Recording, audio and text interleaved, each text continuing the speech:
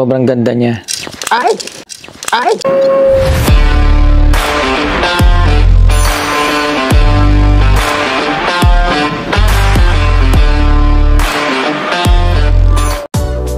Hello everyone, once again, welcome back to Manila Hype Life and welcome once again to another unboxing video, no?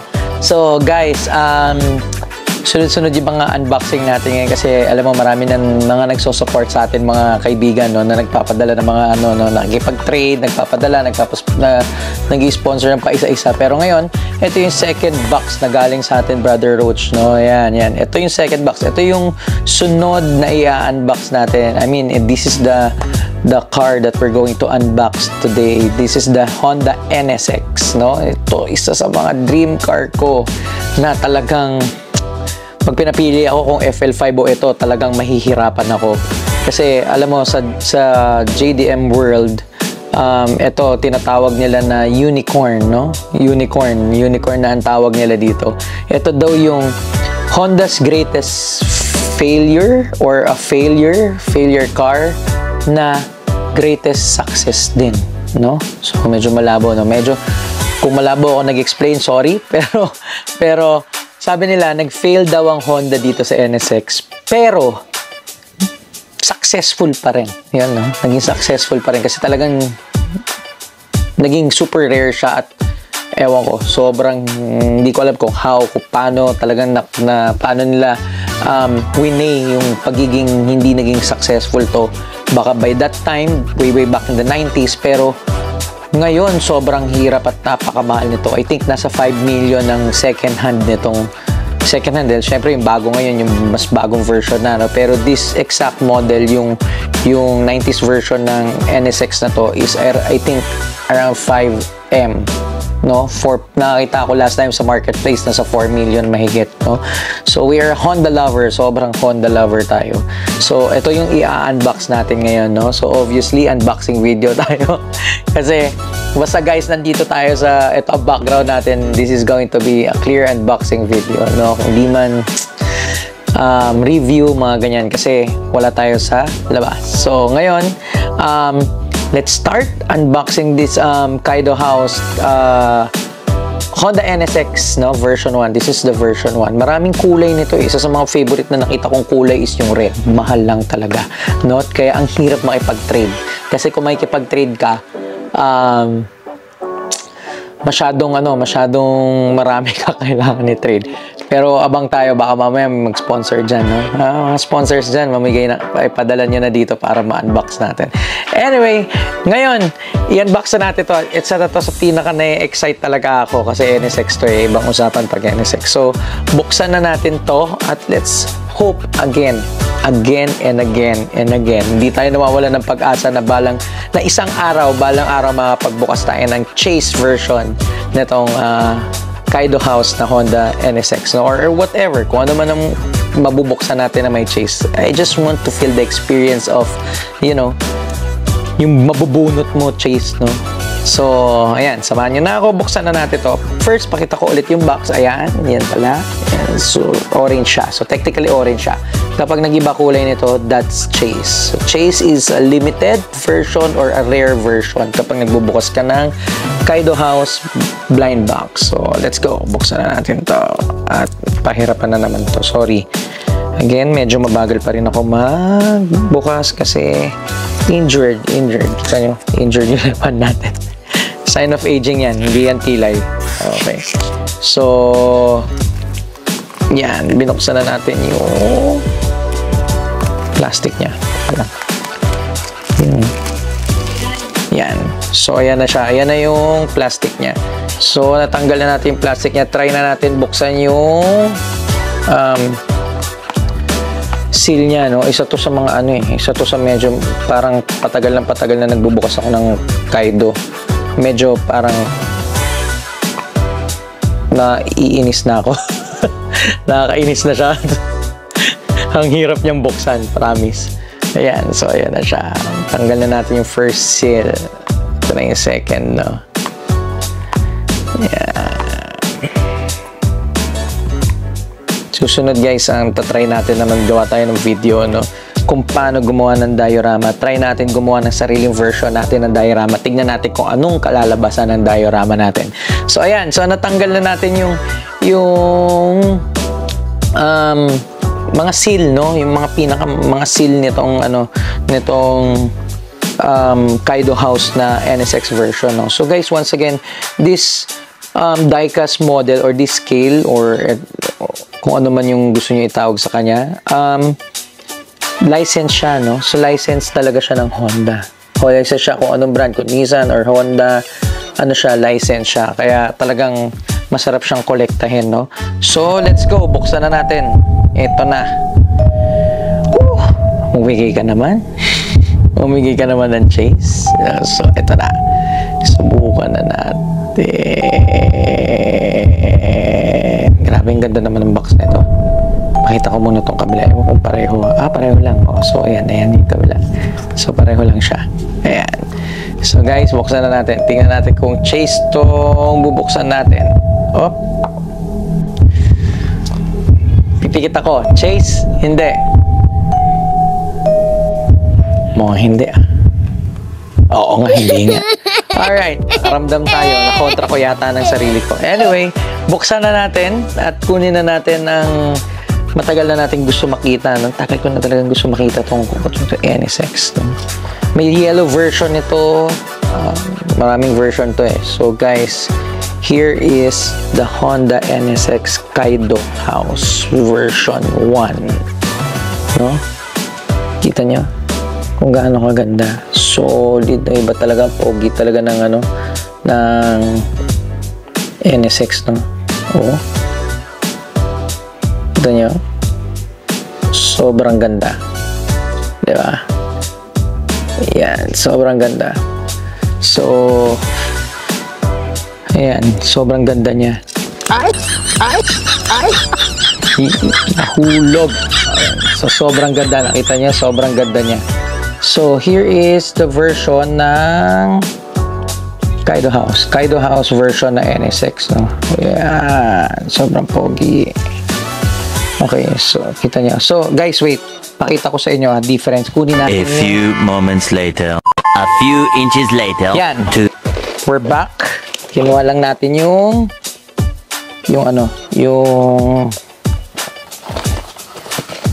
natin, Atomica, no? Para makita nyo. So guys, once again, ito yung in-unbox natin, yung binuksan natin, no? Sabay-sabay natin binuksan. Ito yung NSX version ng Kaido, no? Kaido House. So again, si Kaido House, ang specialty niya is more on body kits, no? Body kits. Hindi lang din si Kaido House, no? Marami ako nakikita ngayon ng mga mini GT na, ano tawag nito? Na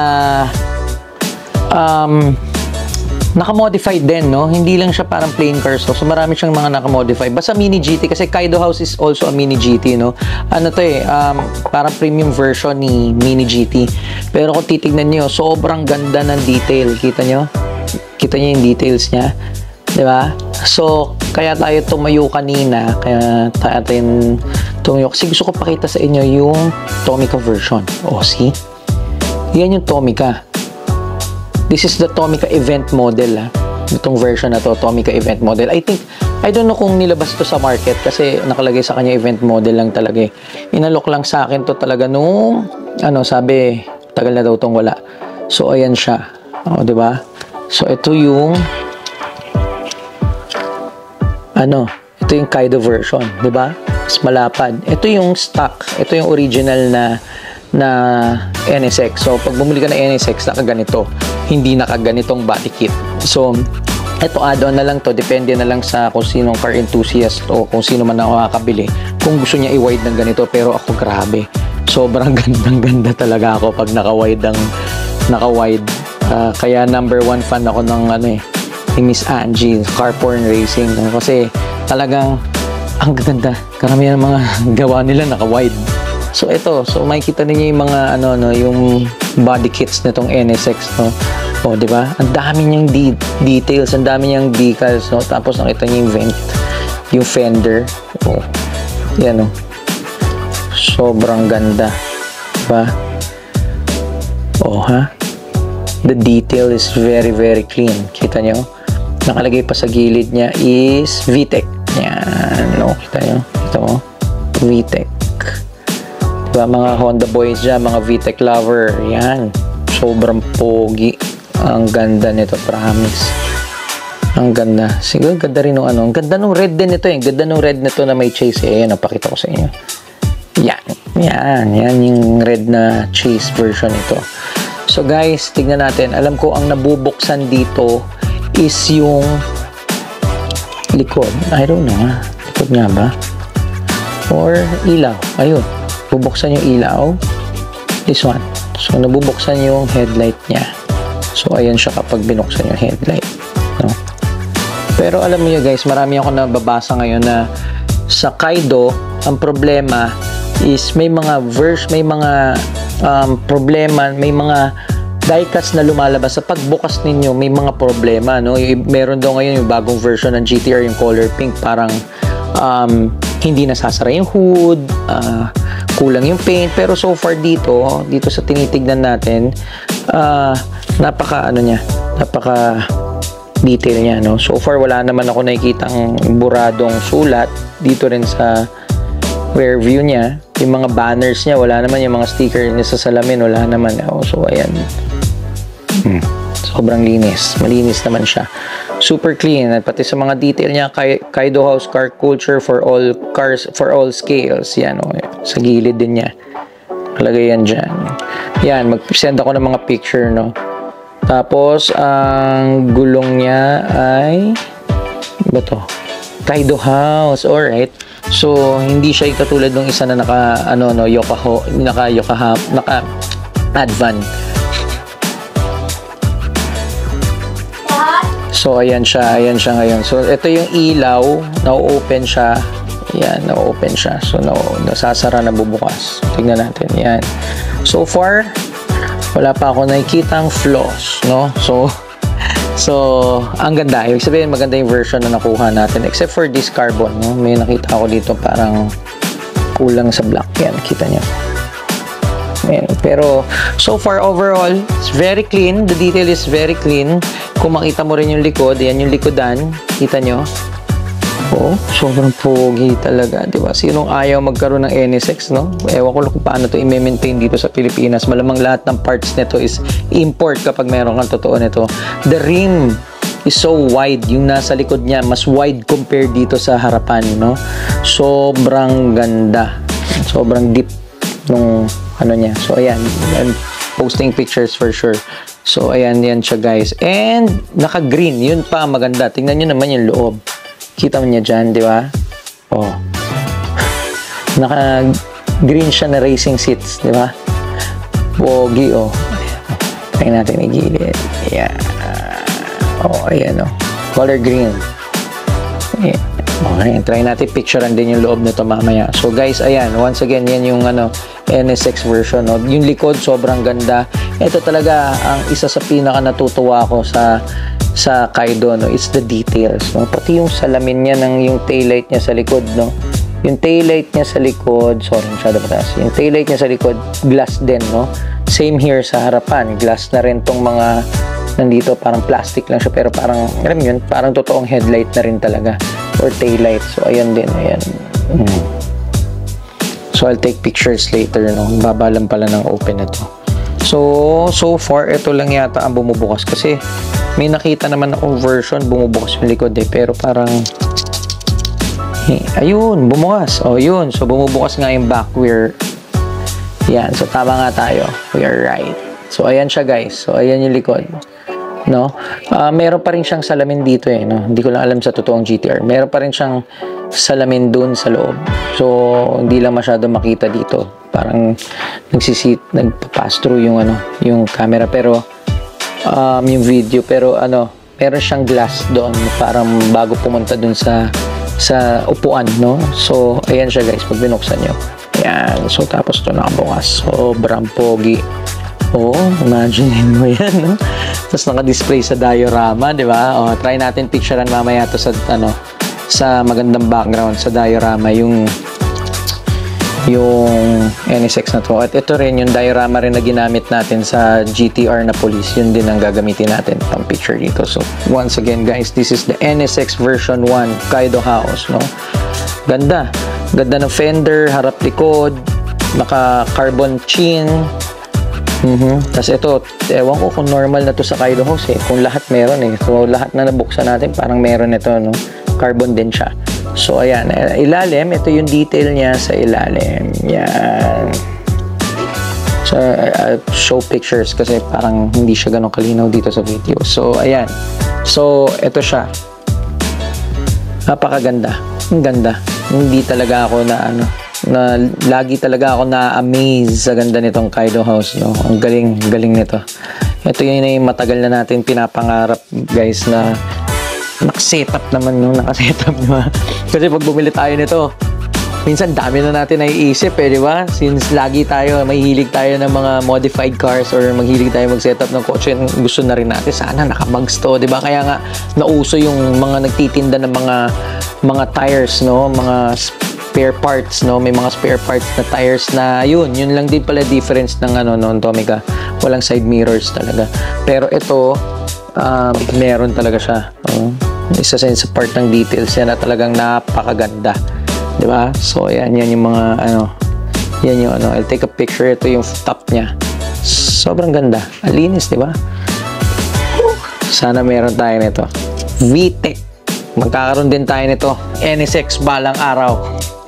So ngayon okay na muna tayo sa SIR. Okay, right? Once again, thank you for watching this video. Thank you for watching, for supporting Manila Hype Life. Guys, sa mga hindi pa nakasubscribe, please continue to support us. Please subscribe, like our videos, share videos, diba? Pati yung i-promote ko lang ulit, no? We're gonna have our pilot episode ngayon, hopefully ngayon week, nung MG Adventures, no? So, sineperate na talaga. Dito, cars lang, car-related, car diecast, no? Car parts, mga car vlogs, no? Car vlogs. So, yung mga videos natin dito puro about cars talaga. Sa kabila naman, yun na yung MG Adventures. Lahat ng adventures natin, doon natin ipopost. Yung mga events, places, yan, mga happenings, basta doon natin ilalagay. So guys, once again, thank you for watching this video. Ito nga pala, ito yung MG Adventures. Yan yung MG Adventures. So guys, please support us. Please continue to support us. Balik ulit kayo next video natin. Hope to see you guys once again, and good night.